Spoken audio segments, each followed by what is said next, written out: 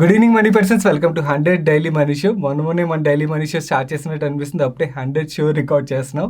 And ఇది 100 daily money show కాబట్టి something special ఉండాలి కదా. సో రెగ్యులర్ మార్కెట్ అప్డేట్స్తో పాటు కొన్ని అనౌన్స్మెంట్స్ కూడా చేయబోతున్నాను. 2 అనౌన్స్మెంట్స్, అందులో ఒక స్పెషల్ అనౌన్స్మెంట్, రెండోది రీసెంట్గా నేను ఒక స్టాక్లోని ఎంట్రీ తీసుకున్నాను. ఆ స్టాక్లో ఎందుకు ఎంట్రీ తీసుకున్నాను, దాని థీసిస్ ఏంటి, అండ్ అలాగే రిస్క్స్ ఏంటి, ఇవన్నీ కూడా మీకు డీటెయిల్గా ఎక్స్ప్లెయిన్ చేయబోతున్నాను. Let's start our 100 daily money show. నేను మీకు ఇంటర్వ్యూలో చెప్పిన స్పెషల్ అనౌన్స్మెంట్ ఇప్పుడు మీతో షేర్ చేస్తాను. ఎస్పెషల్లీ మన తెలుగు స్టేట్స్లో చూసినట్టయితే మన దగ్గర జాబ్ కల్చర్ ఎక్కువగా ఉంటుంది, కానీ ఎంటర్ప్రెన్యూర్ కల్చర్ను చాలా చాలా తక్కువగా ఉంటుంది. ఎందుకంటే బికాస్ మన చిన్నప్పటి నుంచి మన పేరెంట్స్ మనల్ని బాగా చదువుకో, మంచి జాబ్ సంపాదించు, అండ్ మంచి జాబ్ సంపాదించడానికి చిన్నప్పటి నుంచి మోటివేట్ చేస్తారు. కానీ నువ్వు చదువుకుని ఎంటర్ప్రెన్యూర్ అవ్వు అని చెప్పి మోటివేషన్ అనేది ఉంటుంది. అది వాళ్ళు తప్పు కాదు, ఎందుకంటే బికాస్ మన సొసైటీలో చూసినట్టయితే చాలామంది జాబ్ కల్చర్ ఎక్కువగా ఉంటుంది, ఎంటర్ప్రెన్యూర్ కల్చర్ మన దగ్గర చాలా తక్కువగా ఉంటుంది. కాబట్టి పేరెంట్స్ కూడా వాళ్ళు ఏదైతే చూస్తున్నారు అంటే జాబ్ అయితే కొంచెం సెక్యూర్డ్ ఉంటుంది కదా అని చెప్పి వాళ్ళ పిల్లలు కూడా అదే పుష్ చేస్తుంటారు. అదే మనం మార్వాడి ఫ్యామిలీస్ చూసామనుకోండి, మనకి రివర్స్ సినారియో కనబడుతుంది కంప్లీట్గా. మోస్ట్ ఆఫ్ ద మార్వాడి ఫ్యామిలీస్లో 100% అని చెప్పను, ఎక్కడ 100% ఉండదు. ఈవెన్ మన తెలుగు స్టేట్స్లో కూడా ఎంటర్ప్రెన్యూర్ అవ్వమని పుష్ చేసే పేరెంట్స్ ఉంటారు. బట్ కానీ మెజారిటీ కేసులు తీసుకున్నట్టయితే మార్వాడి ఫ్యామిలీస్లోని వాళ్ళ పిల్లల్ని చిన్నప్పటి నుంచి ఎంటర్ప్రెన్యూర్ అవ్వమని, అండ్ ఎంటర్ప్రెన్యూర్ అవ్వాలంటే ఎలాగా వాళ్ళు క్యారెక్టరిస్టిక్స్, వాళ్ళు మైండ్ సెట్ ఎలా బిల్డ్ చేసుకోవాలనేది ప్రిపేర్ చేస్తుంటారు అనమాట. అండ్ ఈ ఎంటర్ప్రెన్యూర్ విషయంకి వచ్చినట్టయితే ఎవరైతే ఎంటర్ప్రెన్యూర్ ఉంటారో వాళ్ళు గ్రో అవ్వడం మాత్రమే కాదు, వాళ్ళ చుట్టుపక్కల ఉన్న వాళ్ళు గ్రో అవడానికి అండ్ వాళ్ళకి ఉపాధి కల్పించడానికి వీళ్ళు చాలా చాలా కీ రోల్ ప్లే చేస్తారు. అండ్ సొసైటీ గ్రోత్లో కూడా ఎంటర్ప్రెన్యూర్ చాలా చాలా కీ రోల్ ప్లే చేస్తాడు. అండ్ ఈ ఎంటర్ప్రెన్యూర్స్ మన సొసైటీ గ్రోత్లో చాలా కీ రోల్ ప్లే చేస్తారు. కాబట్టి అండ్ మన తెలుగు స్టేట్స్లోని ఎంటర్ప్రెన్యూర్ కల్చర్ పెద్దగా లేదు. కాబట్టి నేను ఈరోజు నుంచి మన తెలుగు స్టేట్స్లో ఎంటర్ప్రెన్యూర్ కల్చర్ బిల్డ్ చేయడానికి నా వంతు ప్రయత్నాన్ని అయితే స్టార్ట్ చేస్తున్నాను. ఒకవేళ మీరు ఎంటర్ప్రెన్యూరే అంటే మీరు ఏదైనా బిజినెస్ చేస్తూ మీ బిజినెస్ గురించి కొంతమందికి తెలియాలి అనుకున్నట్టయితే, లేదా మీరు ఏదైనా ఇన్నోవేటివ్ ప్రోడక్ట్ తయారు చేస్తున్నా, లేదా మీ దగ్గర ఏదైనా స్పెషల్ ఆర్ట్ స్కిల్ కానీ క్రాఫ్ట్ స్కిల్ కానీ ఉండి మీ బిజినెస్ గురించి కానీ మీ ఆర్ట్ గురించి కానీ మీ స్కిల్స్ గురించి కానీ ఎక్కువ మందికి తెలియాలని చెప్పి మీరు అనుకున్నట్టయితే, ఎలాగైతే మన ఛానల్లోని ఐపీఓకి వస్తున్న పెద్ద పెద్ద కంపెనీలను ఇంటర్వ్యూ చేస్తామో అలాగే మిమ్మల్ని కూడా మన ఛానల్లో ఇంటర్వ్యూ చేద్దాం అనుకుంటున్నాను. సో మీరు చేయాల్సిన పని ఏంటంటే, మీ దగ్గర ఏదైతే స్కిల్ ఉందో, ఇద్దరు మీ బిజినెస్ గురించి కానీ మీ ఆర్ట్ గురించి కానీ, లేకపోతే మీ దగ్గర ఏదైనా స్పెషల్ ఇన్నోవేటివ్ స్కిల్ అంటే మీరు ఏదైనా కొత్త ప్రోడక్ట్ని రీసెర్చ్ కానీ ఇవేమైనా చేస్తున్నా కూడా వాటి డీటెయిల్స్ ఇక్కడ చూపిస్తున్న ఈమెయిల్ ఐడికి క్లియర్గా డీటెయిల్గా రాసి పంపించండి. షార్ట్ ఫామ్లో కాదు, కొంచెం క్లియర్గా డీటెయిల్గా రాయండి. వీలైతే కొన్ని ఫోటోగ్రాఫ్స్ కూడా మీరు అటాచ్ చేయడానికి ప్రయత్నించండి. అండ్ అలాగే మీ మొబైల్ నెంబర్ మిస్ అవ్వకుండా పెట్టడానికి ప్రయత్నించండి. మీరు ఆ డీటెయిల్స్ క్లియర్గా షేర్ చేసినట్టయితే మా టీం నుంచి మీకు కాల్ వస్తుంది ఇంటర్వ్యూ కోసం. అండ్ ఇక్కడ ఒక ఇంపార్టెంట్ విషయం చెప్పాలి. బేసికలీ ప్రతిసారి మనం చూస్తుంటాం ఫ్రాడ్స్టర్స్ చాలామంది ఉంటుంటారు. సో ఎవరైనా మీకు మనీ పర్సన్స్ కాల్ చేస్తున్నాం ఇంటర్వ్యూకి అండ్ మీరు డబ్బులు పే చేయాలనుకో, లేకపోతే మీ పాన్, ఆధార్ ఇలాంటి పర్సనల్ డీటెయిల్స్ షేర్ చేయమని చెప్పి ఎవరైనా అడుగుతున్నారంటే వెంటనే కాల్ డిస్కనెక్ట్ చేసేయండి. ఎందుకంటే 100% ఫేక్ కాల్ అయి ఉంటుంది, మా వాళ్ళ నుంచి కాదు. మా వాళ్ళు మిమ్మల్ని ఓన్లీ ఇంటర్వ్యూకి మాత్రమే పిలుస్తారన్నమాట.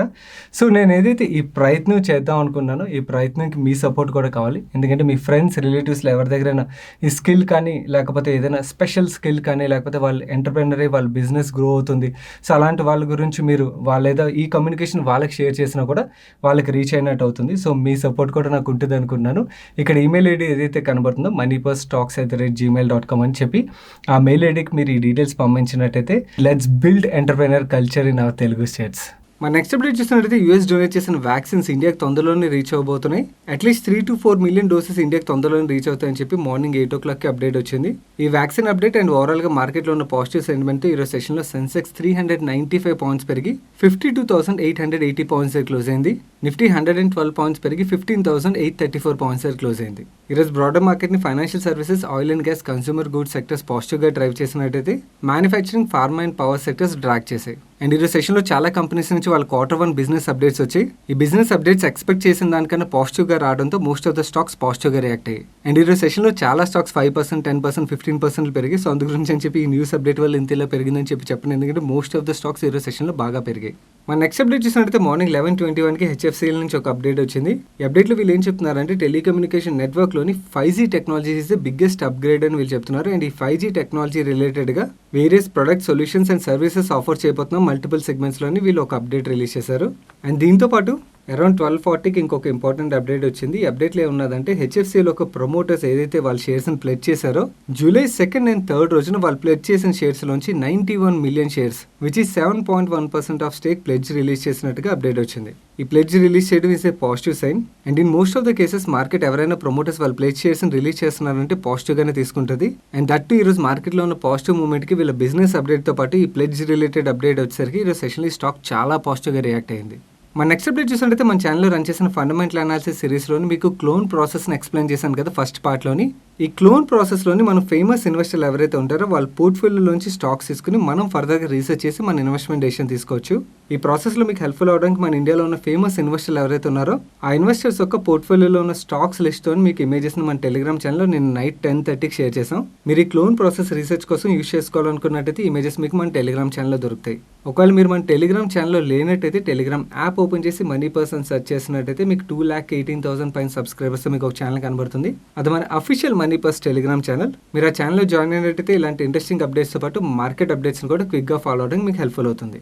ఇప్పుడు నేను మీకు ఇంటర్వ్యూలో చెప్పాను కదా, రీసెంట్గా నేను ఒక స్టాక్లో ఎలోకేషన్ తీసుకున్నాను అని చెప్పి ఆ స్టాక్ గురించి కొంచెం కంప్లీట్గా డీటెయిల్స్ షేర్ చేయడానికి ప్రయత్నిస్తాను. కానీ దానికన్నా ముందు ఒక ఇంపార్టెంట్ పాయింట్ చెప్పాలి. ఒకవేళ మీరు ఏదైనా స్టాక్లో ఇన్వెస్ట్ చేసిన తర్వాత ఆ స్టాక్ 5% పెరిగినా 5% పడినా కంగారు పడిపోయి టైప్ అయితే మాత్రం డెఫినెట్లీ పార్ట్ని స్కిప్ చేసేయండి. ఎందుకంటే బికాస్ ఇది special situation kind of investment. ఇలాంటి ఇన్వెస్ట్మెంట్స్లోని వాలటిలిటీ కొంచెం ఎక్కువగానే ఉంటుంది. అంటే ఆ సిచ్యువేషన్ ప్లేఅవుట్ అయినట్టయితే రివార్డ్ కూడా అలాగే ఉంటుంది, బట్ కానీ రిస్క్ కూడా కొంచెం ఎక్కువగానే ఉంటుంది. కాబట్టి సో ఈ పార్ట్ని స్కిప్ చేసేస్తే బెటర్. ఎందుకంటే బికాస్ మీరు ఇన్వెస్ట్ చేసిన తర్వాత మళ్ళీ కంగారు పడి అంటే 1-2% ఫాల్కి మీరు కంగారు పడి నన్ను కామెంట్ సెక్షన్ అడిగినట్టయితే నా దగ్గర ఆన్సర్ ఉండదు.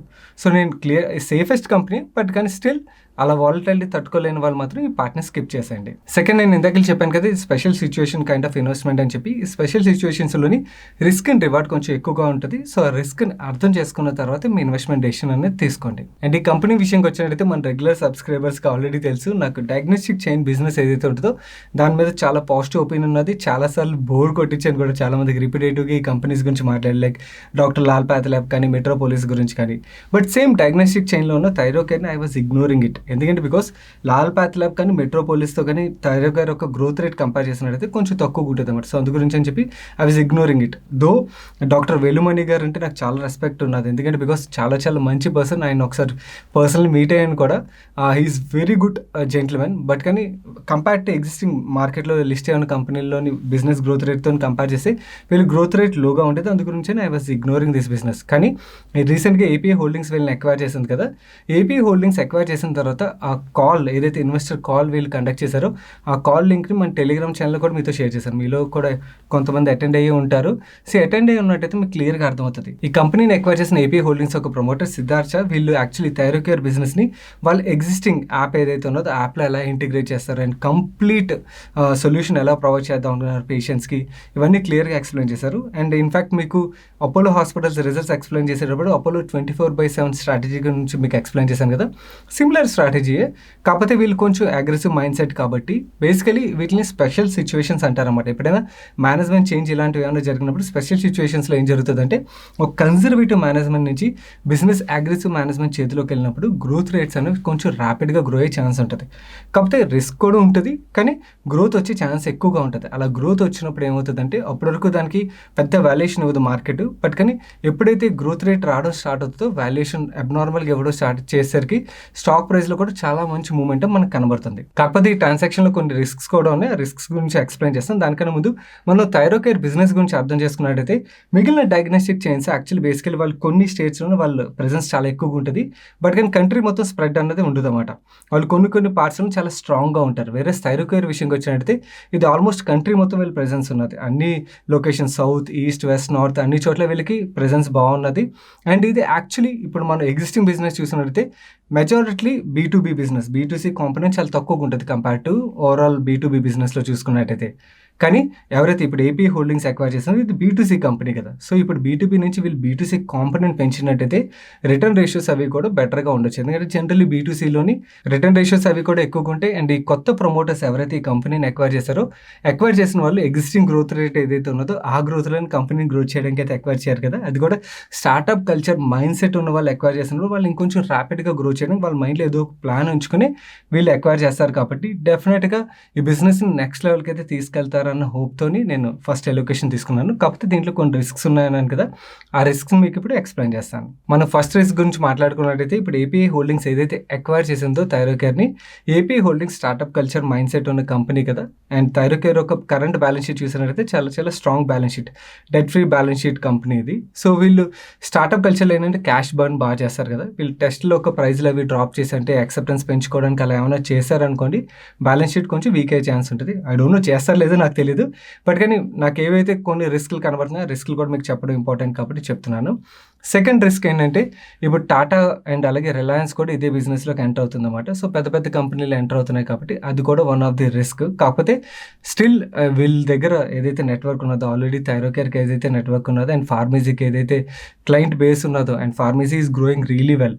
సో ఇవన్నీ చూసుకున్నట్టయితే they will have their own presence but still ఈ రిస్క్స్ ఉన్నాయని గుర్తుంచుకోండి. ఎందుకంటే టాటాస్ అండ్ రిలయన్స్ కూడా ఈ బిజినెస్‌లోకి ఎంటర్ అవుతున్నాయి. థర్డ్ రిస్క్ వీళ్ళు ఏదైతే ఓఎఫ్ఎస్ అనౌన్స్ చేశారో ఈ OFS only promoter shares buying కోసం కాదు, టోటల్ షేర్ బయింగ్ కోసం వీళ్ళు 1300 ప్రైస్ పెట్టి ఓఎఫ్ఎస్ అనౌన్స్ చేశారు కదా!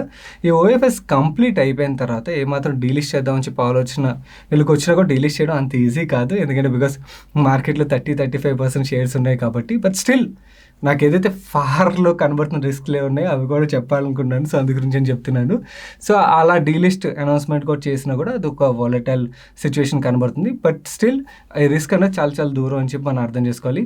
But yeah! ఇలాంటి స్పెషల్ సిట్యుయేషన్స్‌లోని మనకి పాజిటివ్‌గా ప్లే అయినట్టయితే మాత్రం రివార్డ్ అనేది చాలా చాలా ఎక్కువగా ఉంటుంది. అండ్ ఎగ్జిస్టింగ్ థైరోకేర్ బిజినెస్ చూసినట్టయితే చాలా చాలా స్ట్రాంగ్ బిజినెస్. ఎందుకంటే బిజినెస్ బాగానే గ్రో అవుతుంది అండ్ వీళ్ళ నెట్వర్క్ బాగుంది అండ్ బ్యాలెన్స్ షీట్ కూడా బాగుంది కాబట్టి ఐ డోంట్ థింక్ అన్టిల్‌నెస్ వీళ్ళు ఏమైనా మెస్ చేస్తే కానీ థింగ్స్ షుడ్ బి బెటర్.